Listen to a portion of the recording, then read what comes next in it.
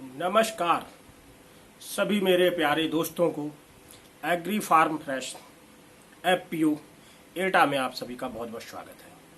तो किसान साथियों, इस चैनल पर जो कि हम पर्टिकुलर जानकारी दे रहे हैं वो आपको एफपीओ के बारे में दे रहे हैं कि एफपीओ की क्या गतिविधि है और कैसे कैसे काम करता है। लेकिन अभी मैंने क्या काम किया है, अभी एक मैंने दूसरा एफपीओ का निर्माण किया है, जो कि पहले हमारा एक एफपीओ जो हमारे एक भाई साहब हैं उनका चल रहा था जैथरा मानपुरा के अंदर। ये हमारा जिला एटा पड़ता है। तो वहाँ पे हमारा एक एफपीओ चल रहा है जिसको हम लोगों ने बड़ी मेहनत से डेवलप किया है और वो आज अच्छी खासी रनिंग पे चल रहा है।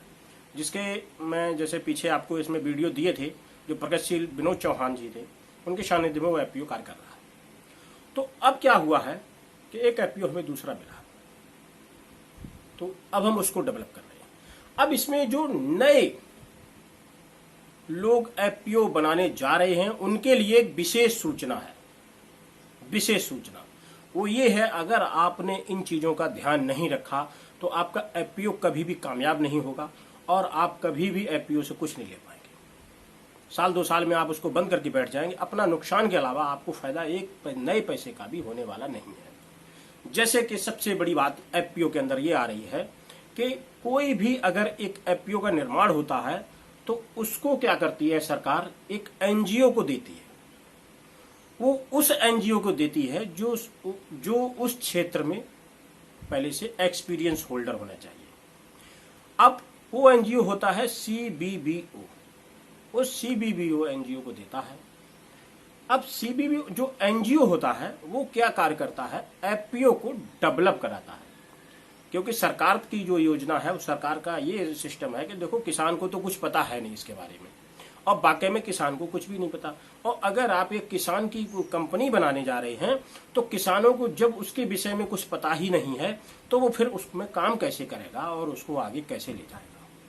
तो ये एक बहुत महत्वपूर्ण विषय। वीडियो थोड़ा लंबा होगा लेकिन विस्तार से इस पर मैं आपको बताऊंगा कि क्या क्या होता है। अब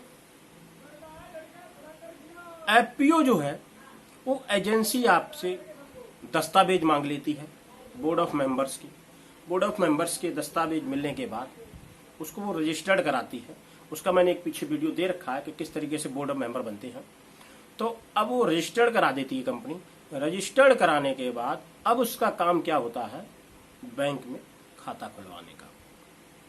जब हमारा एफपीओ रजिस्टर्ड हो गया तो उसके बाद पहली प्राथमिकता होती है एनजीओ की, एफपीओ की नहीं होती है, एनजीओ की। क्योंकि एफपीओ के जो वर्कर्स हैं, जो बोर्ड ऑफ मेंबर्स हैं, अभी उनको कुछ भी नहीं पता उसमें कि क्या होता है, किस तरीके से।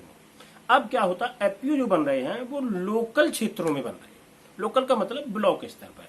अब ब्लॉक स्तर पे आपको पता होगा कि गांव देहात का आदमी कितना साक्षर है और कितना ज्यादा जागरूक है, कितना ज्यादा वो नॉलेज प्राप्त करता है। तो अब उन बेचारों को इतनी ज्यादा नॉलेज नहीं होती है कि कैसे क्या होना है।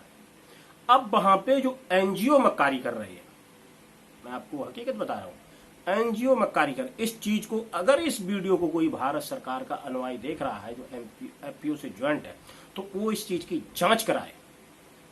वो जांच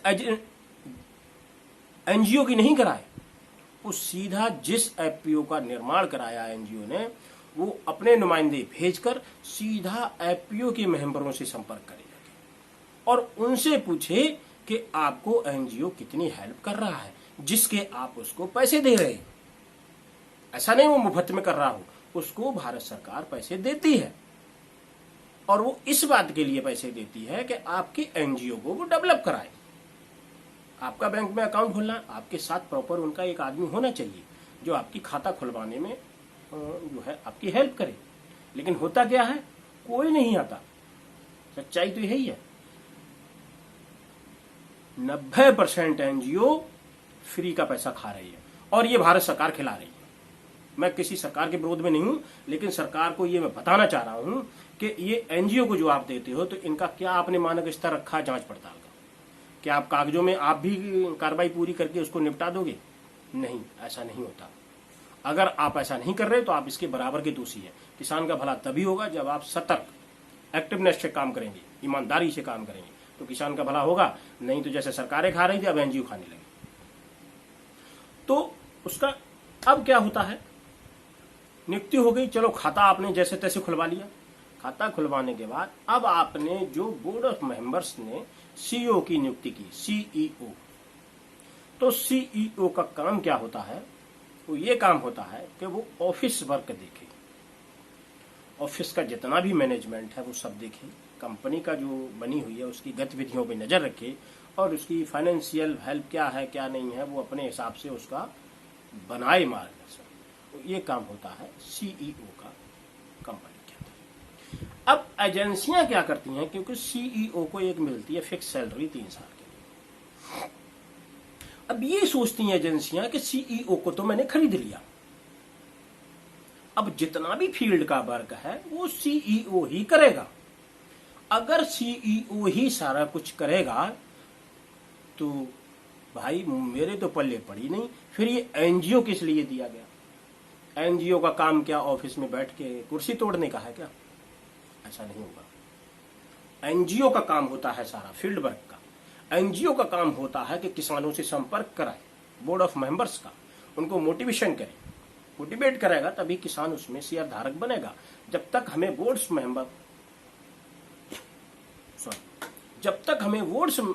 ऑफ मेंबर को ये नहीं पता होगा कि जो जुड़ा हुआ है उसको क्या लाभ है क्या हानि है, फिर उसके बाद जो आगे किसान शेयर जोड़ेंगे उनको भी ये पता होना चाहिए कि इसमें हमें क्या फायदा होने वाला है और क्या नुकसान होने वाला है। इसको कौन समझाएगा? इसको समझाएगा एनजीओ, क्योंकि सरकार ने जिम्मेदारी एनजीओ को दी है डेवलप करने की, न कि किसान डेवलप। अगर किसान ही इतना डेवलप करने वाला होता तो अपनी कंपनियां बना के उसने डेवलप कर लिया होता। ये बिल्कुल खुली बात है। तो एनजीओ कैसे लूटा? अगर किसी भाई ने एपीओ नया बनाया है तो मेरा उसी से यही अनुरोध है, अपने सीईओ को से सीईओ का काम ही कराए, फील्ड वर्क नहीं कराए, क्योंकि फील्ड वर्क इतना होता नहीं है उसका। अगर एनजीओ केवल आपसे पेपर वर्क ही मांग रहा है, आप कतई न कराएं, आप उससे कोई भी काम कराएं, क्योंकि एनजीओ के मैं आपको काम गिनाता हूं। एनजीओ आपका फील्ड में आपके साथ रहेगा, चाहे किसी भी व्यक्ति को वो अपने यहां से भेजे, एक व्यक्ति आपके साथ रहेगा फील्ड में। किसानों को समझाने के वो काम करेगा, किसानों को समझाने में वो काम करेगा, ठीक है, किसानों को समझाएगा, फील्ड में वर्क करेगा, बोर्ड ऑफ मेंबर्स को गाइड करेगा। उसके बाद कंपनी को डेवलप में कहां से स्रोत, कंपनी को कहां से उसको लिंक करना है, जहां से उसको वर्क मिलेगा, जिस पोर्टल से जुड़ने के साथ वो काम करेगा। आखिर वो किसानों को नई तकनीक कैसे सिखाएगा कि आप पुरानी पद्धति छोड़िए, नई टेक्निक से खेती कीजिए, तभी आपका उद्धार होगा। किसान को क्रॉप की जानकारी कौन देगा, किस फसल में क्या है, किसान की उपज को कैसे खरीदा जाएगा, कैसे बेचा जाएगा, ये सब जितने भी काम होते हैं ये सब एनजीओ के डेवलपर के होते हैं, न कि खुद किसान के या बोर्ड ऑफ मेंबर के। तो आप लोग ये गांठ बांध लो, अगर आपका एनजीओ ये सब कर रहा है तो ये समझ लेना आपको एनजीओ बहुत अच्छा मिला हुआ है। अगर आपका एनजीओ ये सब नहीं कर रहा है तो मेरे से आप लिखित में ले लो, आपका 2 साल 3 साल तक तो आपका चलेगा ही नहीं, एपीओ पहले ही बंद हो जाएगा, क्योंकि एनजीओ पैसे खा जाएगा, आपको नहीं मिलने वाला कुछ भी। इसीलिए आपको ये ध्यान रखना है कि आपको जो भी वर्क आपका है वो आपको करना है, और जो आपका नहीं है वो आपको नहीं करना है। जब तक आप सीखोगे नहीं तब तक आप आगे बढ़ोगे नहीं, और सिखाने वाला कौन है? एनजीओ। अगर एनजीओ नहीं सिखा रहा है तो आपके साथ गद्दारी है, और आप खुद के साथ गद्दारी कर रहे हैं। आप भारत सरकार की स्कीमों का गलत फायदा उठा रहे हैं, आप भी उसमें बराबर की दोषी हैं। इसीलिए आपका एनजीओ साथ नहीं देता है तो आप एनजीओ के खिलाफ बोलिए। आपको वीडियो के डिस्क्रिप्शन में मैं एक पीडीएफ फाइल दूंगा।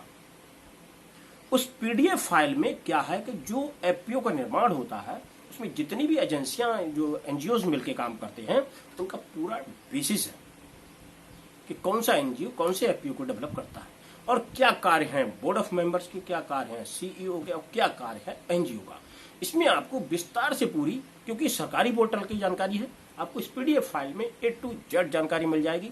तो जो भी नए एपीओ बनाने वाले हैं या जो नए बना चुके हैं उनके लिए महत्वपूर्ण जानकारी है। अगर आप सिस्टम से काम नहीं करोगे तो मैं आपको लिख के देता हूं चैलेंज के साथ, आप एपीओ नहीं चला पाओगे। चाहे आपकी कोई भी सरकार आके कितनी भी हेल्प कर दो, क्योंकि नॉलेज बेस अगर आपके नहीं जुटाओगे, और नॉलेज कौन देगा?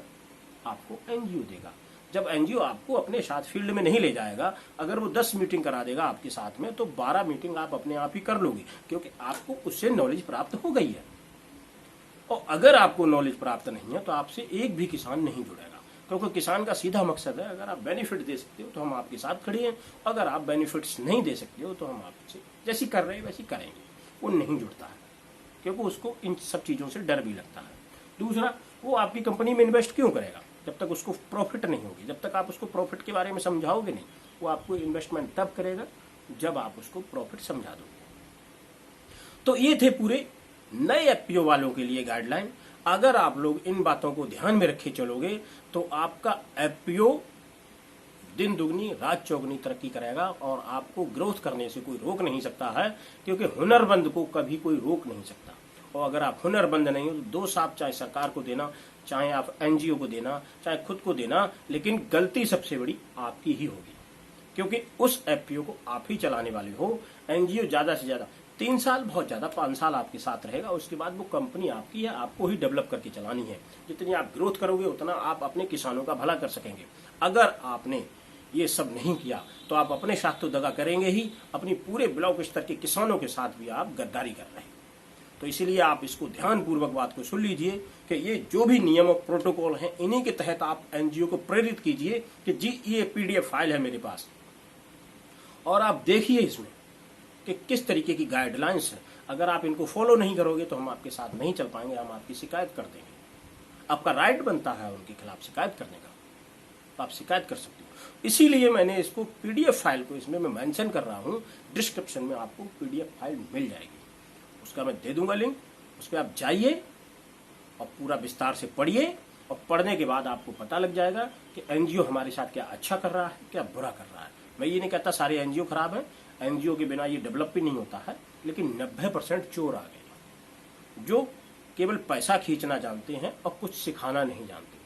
तो ऐसे काम नहीं चलेगा, हमें आपको ही जागरूक होना पड़ेगा, और नहीं तो ये सब जैसे पीछे लुटते रहे वैसे लुटते रहोगे, आप कभी आबाद नहीं हो पाओगे। अगर आपने थोड़ी सी समझदारी दिखाई है तो आपको तो प्रॉफिट होगा ही होगा, साथ में आप अपनी ब्लॉक स्तर के जितने भी किसान उनको भी आप मार्गदर्शन देके अच्छी कमाई के रास्ते पे दौड़ा सकते हो। तो मेरी सलाह यही है कि आप लोग इस पीडीएफ फाइल को बड़े गौर से पढ़ना, आपको सारे नियम कानून पता लग जाएंगे। ठीक है, तो आज की जानकारी में नए एफपीओ वालों के लिए विशेष सूचना थी, इसीलिए मैंने ये वीडियो बनाना उचित समझा। इस कैटेगरी में इस चैनल में थोड़े लेट वीडियो आते हैं, लेकिन आगे आने वाले चरण में क्या है कि इसकी जो मीटिंग्स होंगी, हमारी जो भी गतिविधि हुआ करेगी, उसका मैं कोशिश करूंगा कि दूसरे तीसरे दिन एक वीडियो आपको देता रहूं, और प्रॉपर मैं आपको देता रहूंगा। तो इस वीडियो में बस इतना ही, आगे मिलते हैं दूसरे वीडियो में। नमस्कार और धन्यवाद।